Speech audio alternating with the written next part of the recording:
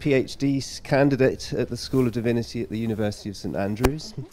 And this presentation is Reserved for Fire, Creative Fire Performances at David Best Temple and Up-Helli-Aa Festival. That's right. Rebekah. Thank you very much.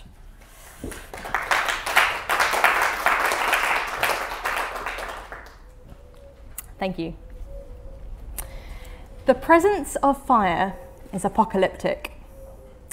But when I say apocalyptic, what I mean is that fire reveals.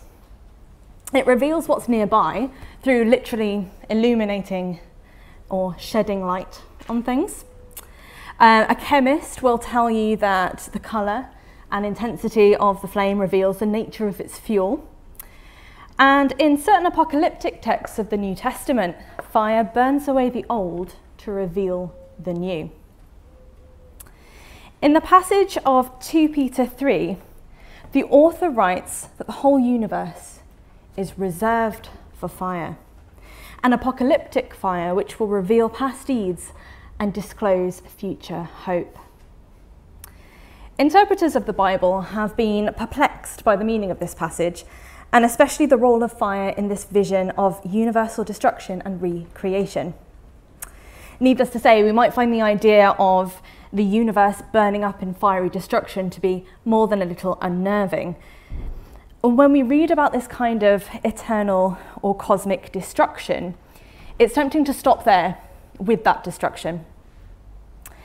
Maybe we assume that fire is just a particularly final version or final method of waste disposal, which ensures that things are just gone forever. Maybe apocalyptic fire is only used on corrupt and worthless things to purge them of evil. Today, however, I'll argue something a little bit different. I'll argue that reserving something for fire need not imply that it's without worth. In fact, it can be quite the opposite. So I'd like to draw a little inspiration from two other things that have been reserved for fire. The performance art installation Temple by David Best. I'm sorry, you probably can't quite see the contrast here, but that's on the left. And the festival of Up-Helli-Aa in Shetland, which is on the right there. Part of that is on the right. Both of these events employ fire for what I'll call creative destruction. By this, I mean that they relate to the destructive aspects of fire as an opportunity for creativity. These creative fire performances don't take the risks of fire lightly, but they do understand fire to be an ally for creative expression and community renewal. So first, I'll briefly introduce some of the apocalyptic imagery from 2 Peter 3, which set my line of inquiry in motion. Then I'll examine Temple, a community arts project that was built and burned to promote reconciliation within the politically divided communities of Northern Ireland. Finally, we'll discuss the ceremonial boat burning of Up-Helli-Aa, Shetland's annual fire festival. And in using in these two creative fire performances, we'll explore how fire can be much more than just waste disposal. We'll witness the capacity of fire to be multivalent, suggesting multiple meanings at once, and we'll discover the ways the destructiveness of fire can bring about hope, renewal, and celebration. So to begin, let's have a quick look at the fire imagery of 2 Peter. By the word of God, heavens existed long ago, and an earth was formed out of water, and by means of water, through which the world of that time was deluged with water and perished. But by the same word, the present heavens and earth have been reserved for fire, being kept until the day of judgment and destruction of the godless. The Lord is not slow about his promise, as some may think of slowness, but is patient with you, not wanting any to perish, but all to come to repentance. But the day of the Lord will come like a thief, and the heavens will pass away with a loud noise, and the elements will be dissolved by fire, and the earth and everything that is done on it will be disclosed. Since all these things are to be dissolved in this way, what sort of people ought you to be in leading lives of holiness and godliness, waiting for and hastening the coming of the day of God, because of which the heavens will be set ablaze and dissolved, and the elements melt with fire. But in accordance with his promise, we wait for a new heavens and a new earth where righteousness is at home. Translators and interpreters have found this passage a little tricky to deal with.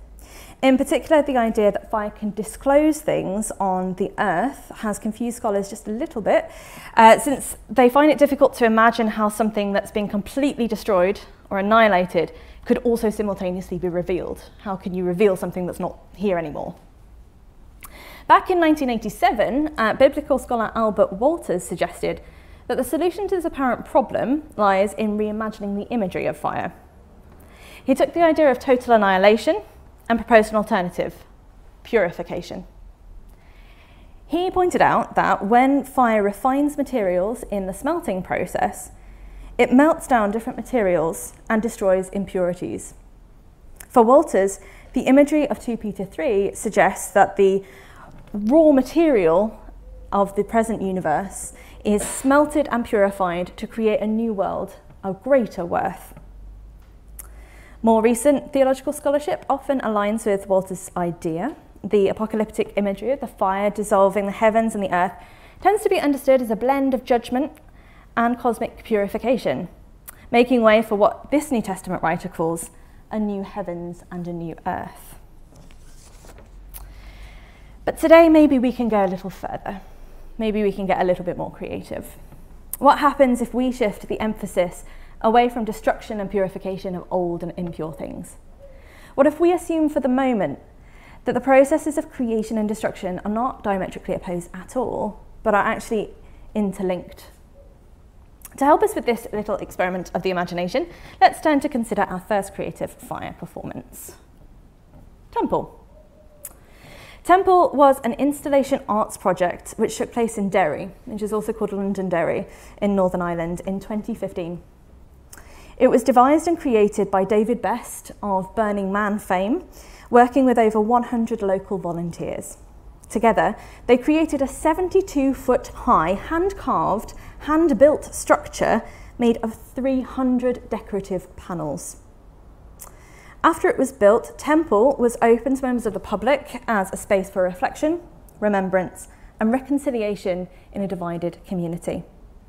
Then the temple was closed to the public and ceremonially burned. Temple was a deliberate subversion of sectarian bonfire traditions. The bonfire traditions of Northern Ireland involved the creation of towering stacks of wooden pallets, old furniture, and tyres. The Loyalist 11th Night bonfires, which occur every year, can be taller than a multi-storey building. And that is no exaggeration. These things are huge. In fact, they are feats of engineering. They are put together through the coming together of local knowledge about how you get these things stable and ready for burning. As impressive as they might be, however, they are also explicitly symbols of division. There is no getting away from that. Attempts to neutralise the political aspect of these bonfires has been met with resistance from members of the community who argue that the sectarian bonfires are an expression of Northern Irish history and culture. It's a tense issue. Enter Temple. Arts production company Artichoke commissioned David Best to bring his world-famous temple concept from his Burning Man festivals in the United States to the physical and political landscape of Northern Ireland. This is the temple constructed on Bard's Hill, overlooking the city. This is taking place, I think, at sunset. There's some people who are just in the entrance there, if you can't see it very clearly, and it's being illuminated from inside, not by open flames at this point, I should point out. People were invited inside to participate, as you can see here, and the entire structure was majestic, meticulously constructed, and intricately detailed. So a small spidery friend. There we go. So every aspect of this temple actually challenged the preconceptions of Northern Irish bonfires, what they can be, what they should be, and a very deliberate political statement here. Inside, visitors were encouraged to leave messages, photos, and symbols commemorating the past and looking towards the future. So in this image, again, it's a little bit tricky to see in part because of the intricacy, actually. So feel free to kind of come up afterwards to have a little look more closely. Just to give you an idea of what's going on, some people here who are interacting, taking pictures with what's already, there's a photo that's already been put up on the wall there. And there's a kind of shrine-like structure actually in the middle where there's a kind of upward movement of the architecture, and that's been pretty much jammed with pieces of paper, with poems and things written on them, cards, the actual structure itself, the wood has been marked upon with different coloured pens. I hesitate to call it graffiti because that has overtones, but essentially it's this kind of ownership of this space. For many, this was a place to express the pain of the Northern Irish Troubles and to lay to rest the memories of loved ones who were either lost at that time or since. It was a place to inscribe hopes, prayers, and gestures of solidarity across communal divides.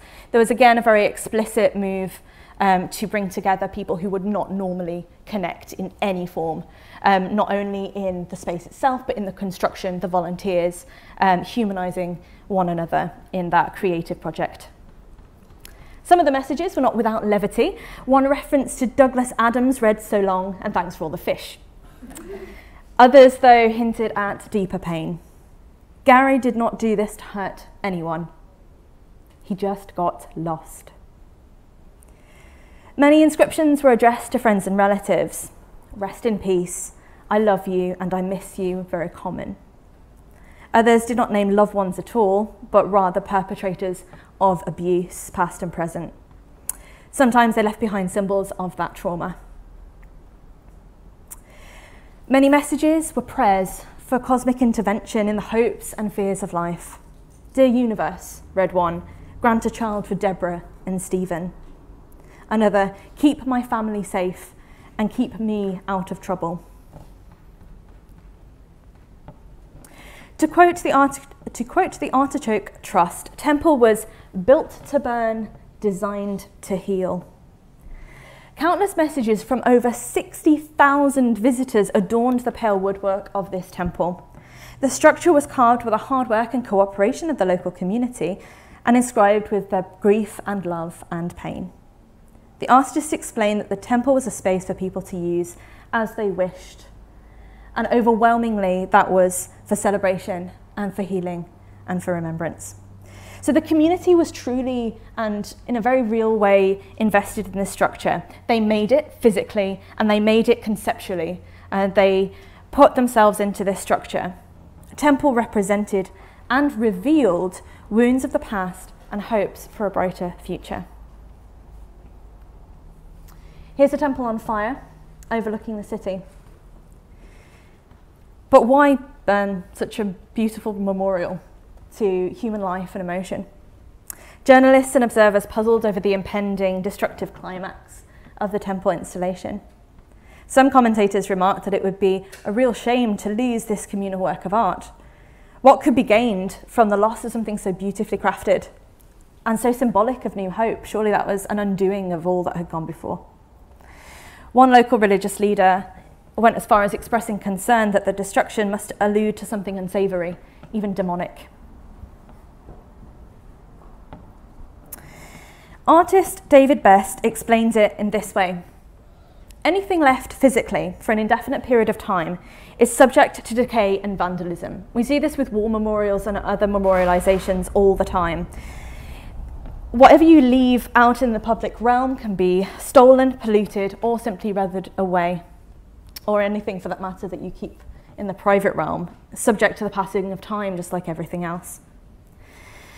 But ceremonial burning allows you to preserve the memory of those things that you would want to remember and lay to rest those things you'd rather forget. It prevents that decay over time by providing this creative, stunning climax. So to illustrate the way in which the burning of Temple captured the imagination in Northern Ireland and beyond, I'd like to quickly introduce you to something called Templecraft. So if anyone here is familiar with Minecraft, you'll have some frame of reference for this. Looking over there at the artist we have in our midst. Minecraft is a computer game which involves, amongst other things, building structures using pixelated blocks. And Templecraft was a construction project conducted entirely within Minecraft, using the tools of Minecraft and on internet servers. So using the internet, it became this digital facsimile of David Best Temple, constructed block by block to the exact same specs. Everything was the same, apart from the fact that it's this digital reality as opposed to this physical, tangible reality. So using the internet, people visited, admired, and left messages in this digital version of the temple which stood in Derry. So it was used in the same way as well. And it's another example of the time and investment that went into this project. Like the physical temple, the Minecraft structure was reserved for fire, and once it was burned, that was it. It was gone. Hours of digital construction work that I can't even get my head around was just committed to simulated flames, which then in turn simulated this destruction and this removal. So this image here is two people overlooking the remnants of the physical temple on Bard's Hill, which is still burning just at the bottom, and they're overlooking the city there, which is illuminated by lights. Through the temple project then, we have seen that ceremonial burning can be both a celebration of and release from the past. Fire can clear the way forward while revealing how past experiences have shaped our present, and they can actually also enhance the aesthetic experience, the sensory participation of all the people who turned out to see it burn, feeling the waves of heat and seeing that illumination very physically in front of them. We find many of the same ideas in the ceremonial boat burning of Up-Helli-Aa. Every year, from January to March, the Shetland Isles celebrates its season of fire. Each region has its own Up-Helli-Aa festival. The biggest and most well-known takes place in Lerwick, which is the island's capital, and I actually had the great pleasure of attending on a research visit last year in January, so many of the insights are drawn from that visit. The Up-Helli-Aa Fire Festival is organised around three main components: the torchlight procession, the Geyser Jarl and his squad of Viking warriors, and the burning of the galley. You can see the Geyser Jarl's squad posing in this photo on top of their hand-built galley here, which this photo is from the early 20th century. And actually now the Geyser Jarl squad is about maybe 4 or 5 times the size of that, and they all line around the galley for their photo call. Now, Up-Helli-Aa appears to date back in one form or another to the late 19th century, but local wisdom holds that the people of Shetland have celebrated with feast, fire and frolic since time immemorial. Each year, scores of local residents organise into squads of geysers, so called because of the guises or costumes that they wear during the procession. You can see the head of the procession here, and it's headed up by the Geyser Jarl squad, so they're all in their Viking outfits, but other squads will be in anything that they've decided to make that year, ranging from Simpsons references to political references, anything they fancy. Some of the participants pitch in for the creation of dozens or even hundreds of torches, which will burn throughout the procession. You can see that they're being carried along here. Others get involved in creating the galley, which is hand-built from scratch, according to local wisdom and tradition that's been handed down since that early 20th century era. So in Lerwick, every year, nearly 1,000 geysers get together on Up-Helli-Aa night to roar through the ordinarily quiet residential streets. Their chosen destination? A children's play park in the middle of a housing estate. What are they going to do there? They're going to burn their boat. And they have a whole bunch of ritual elements to this, which are beautiful and fascinating. But just to kind of bring the focus to that end goal of the burning of the boat, there is this kind of sense of not sort of warlike victory, as you might expect from these Viking, quite masculine figures, but of, again, memorialization and reflectiveness and respect. And these are often expressed through the music of Up-Helli-Aa. And we've got a quote here on the screen from the galley song, which is not really performed as much as just belted out by anybody present just before the burning of the galley, which involves the line, "Truth be our encircling fire." And that gives us a little hint to some of these imagery resonances, imagistic resonances that we might have. Because there's a common assumption that Up-Helli-Aa is a pagan ritual. Some of you might have also kind of maybe got a sense of as we've been walking through this, that the boat burning could be a kind of midwinter fire ritual to bring back the sun into a dark region. But as history would have it, the Norse aesthetic, the ritual songs and the burning of the galley were heavily influenced and in some cases introduced by Christian socialists in the early 20th century. They saw Up-Helli-Aa as an opportunity to express the moral aspirations they held for their community through kind of traditional Norse imagery, which connected them back to their Scandinavian roots, or their perceived Scandinavian roots. So the songs of Up-Helli-Aa characterise the galley as an emblem of Shetlandic heritage and identity. Its burning both honours and renews those community bonds. As the galley song puts it, honour, freedom, love and beauty in the feast, the dance, the song. Once the galley song has been sung, and after the Geyser Jarl has dismounted his ship, I feel I should mention that because people get worried at this point, the geysers throw in their torches into the galley, which is actually what this picture here is depicting. And it creates this enormous boat-shaped bonfire, which we can see here. So, like the burning of temple, the fire seems to kind of give the galley a kind of purpose of its own, even a life of its own. In this particular picture, being backlit by these flames kind of almost personifies the dragon ship prow there. And so there's this real sense of loss, not just in this is a great piece of craftsmanship, we've worked all year for it and now we're setting it on fire, but also the kind of personification or kind of symbolization of their community. But again, it's not this kind of like destruction, waste disposal, want to get rid of everything kind of experience. It's celebratory, it's an acknowledgement of all that's gone before, but it's also an acknowledgement of that time is now past. We need to move on from that.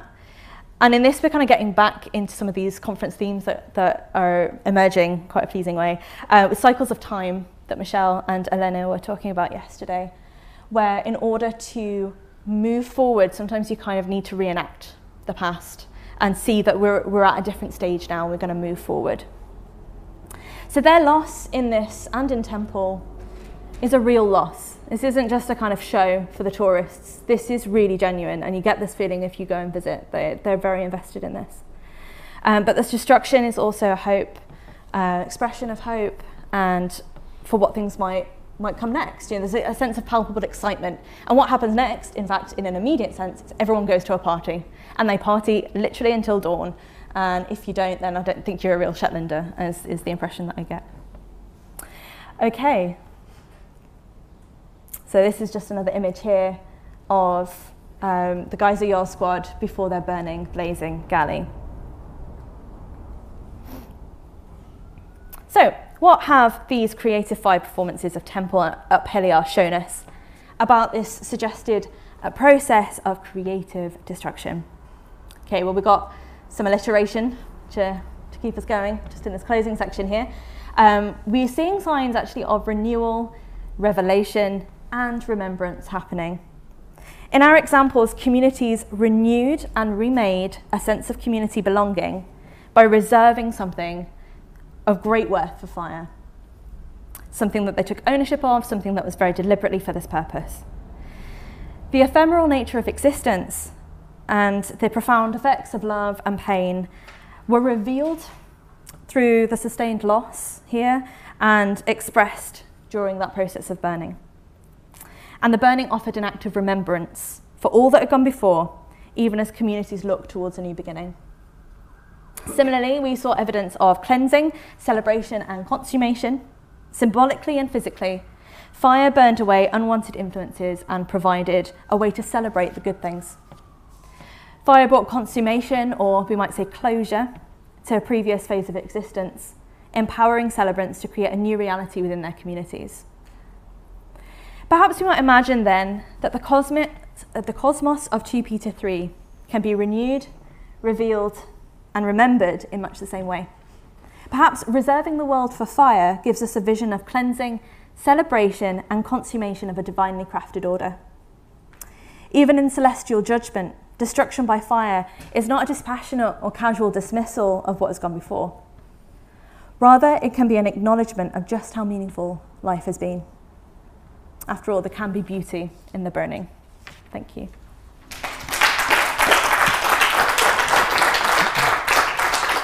Thank you, Rebekah. Fantastic. Questions for Rebekah? Massimo and then Charles. Well, we discussed this at dinner, actually, but in seeing this, I'm more or less really reminded of the Burning Man, particularly in the first part, and particularly before David Best was actually hired by the Burning Man Festival in the US. So we discussed that in a way the Burning Man Festival, the American one, became a little bit more fashionable place to see and to be seen for the rich and famous. But in terms of how the temple is built and destroyed, it looks as being part of a similar form of artistic expression. Yeah, it's more than similar. It is the same structure and the same process translocated. David Best brought with him the plans for the temple, and he brought with him, you know, the schema or the schedule of I need this many volunteers, and I'm going to need this much money, and I'm going to, you know, this was a professional hit, if you like. You know, he went in and he knew what he was doing. But that recontextualization, so moving it from this very well-known, fashionable circumstance where there can be debates about how much can it really mean about renewal if you can pay so much money to go and have someone fly you there in your private jet, and then you put in a token and then you leave. You know, that might change the politics of it a little bit, or the community aspect. So bringing it somewhere that doesn't have that direct experience or even that cultural milieu into something where there's another overriding feeling about fire and bonfires, it completely replenished all of that kind of conceptual interaction and all of that renewal aspect. So it's a good observation. Yeah, I'm just wondering whether the emergence of photographic and cinematic recording has changed the significance of these things. I mean, if you think of sacrificial acts in previous generations, for example, the way bronze objects, valuable bronze objects, were just lobbed into the water at Flag Fen, or grave goods across the ages, or going back to the 10th millennium BC, the monuments at Göbekli Tepe were built. And then they were simply buried and never again disinterred. Whereas contrast that with the Up-Helli-Aa thing is different because it's annual, but the temple thing is lovingly recorded throughout, through its construction phase, its phase of its existence, its destruction. Is effectively permanently memorialized.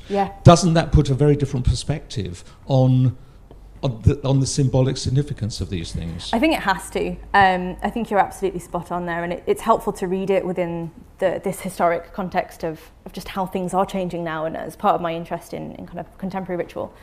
And I think that might be why it's also described very much as performance art.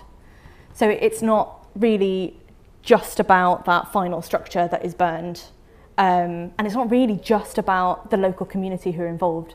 I mean, I actually can't remember the figure right off the top of my head of, like, what was it, 30,000 people or something that visited. That can't just be, you know, the immediate local community. So that makes me wonder about, you know, what was drawing all these other people for whom maybe it wasn't their immediate, you know, context to have the kind of annual burning of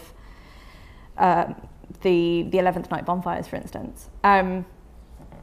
And as you say, the kind of, again, this kind of process of revealing, I can reveal to you what these very personal and private messages said, which which took some kind of thinking about, you know, ethics and things. But because they're out there, they're on the internet, you know, they were recorded by not just journalists and outlets, but by individuals. We saw a photo earlier of somebody holding up their phone, because of course you do. You know, you're visiting this new experience. And I wonder if that speaks less to, again, the finality of burning, or just sort of sacrifice, to ephemerality, and this idea of, well, we have these experiences and then they're gone, but at least when they're going, we can have this amazing celebratory sensory experience, and we've got something to remember it by. Yeah. Suzanne.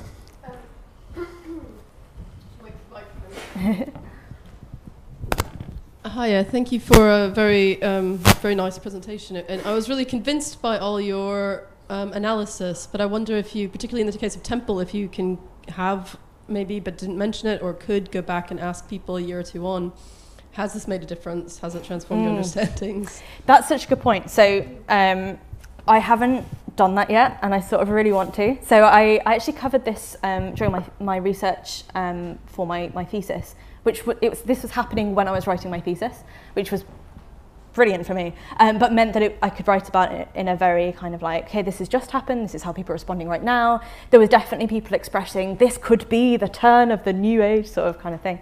Of course, it's never going to be that, maybe that whole, you know, it's not a whole revolution. People aren't going to have this one experience on kind of a communal, political level and go, oh, you know what, we've just realised through this experience that maybe we should completely reimagine our fire kind of rituals every year. So what it seemed to be, at least in terms of kind of personal testimonials, which are published on the Artichoke Trust website if you want to kind of look into this, is that this was all occurring much more on a personalised level. And I wonder if this comes back to your question about the differences between contemporary engagement with rituals, and especially ones that you can access in various different multimedia forms, where it becomes an issue of how does this affect or challenge you as an individual. So you might be then inclined to, you know, change your perspectives through particularly the personal interactions.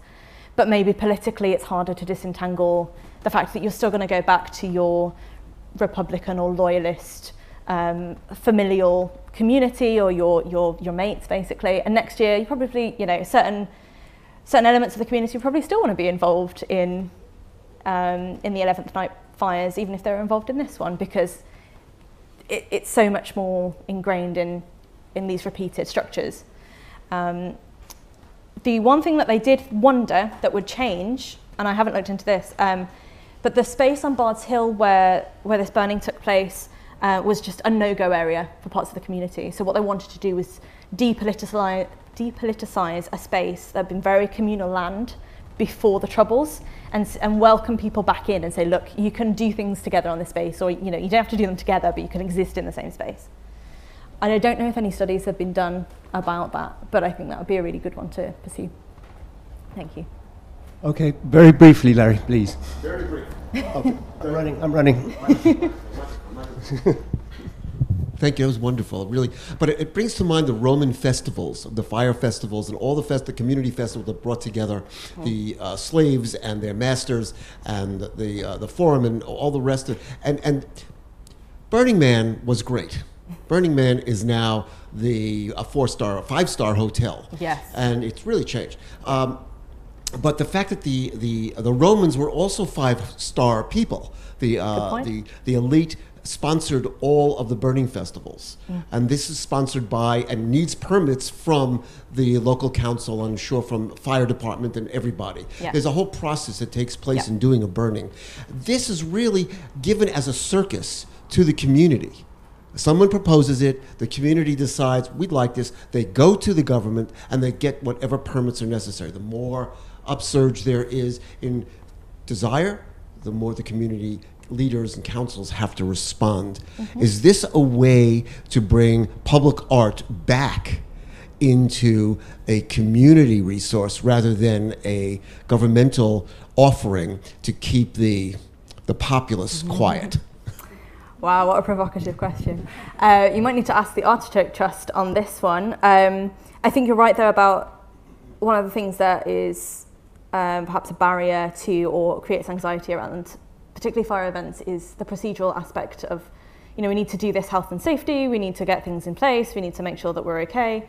As one of the strengths of the Up-Helli-Aa festival is that this has been running for longer than anybody can remember, more than 2 generations, and they've got it down to a T. They ship in, extra police who are the friendliest police people you ever meet, because for them it's a holiday. They come in from Inverness usually, and some from Dundee, and so even the structures set up around something that's so repeated and so part of the public experience and parlance within the community becomes much more easeful and much less of that perhaps